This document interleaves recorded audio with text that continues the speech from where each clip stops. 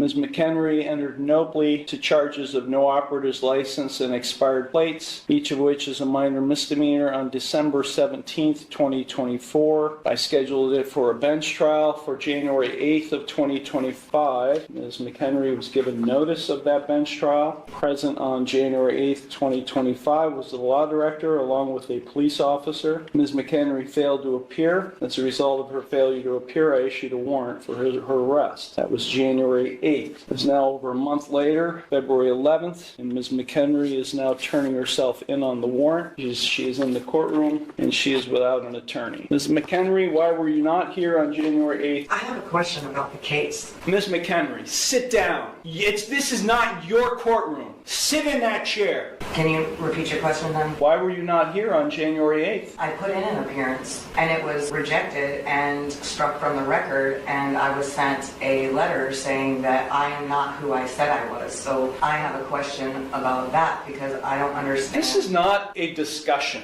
here. This is not a conversation. I ask a question, you respond to my question. Now, this is typical behavior for you because you're a sovereign citizen. At least you claim to be. I've never claimed that. Well, your documentation that you filed, including the one you filed today that did not have a correct caption or case number on it, is indicative of that. So let me ask you, Ms. McHenry, again, why were you not physically, personally present in the courtroom on January 8th for your trial? I need the oath and bonds to be put for each person acting as a public official in this case to be put on the record. And I also require the indemnity bond, and I'm going to require the other bonds. I need the accounting. Please, for the record, let it be known that you exited. I did. I exited the courtroom and asked a police officer, probation officer. Who has the indemnity bond? The bond is being, the warrant is being executed. You're being taken into custody. Take her down to the jail now. I was not given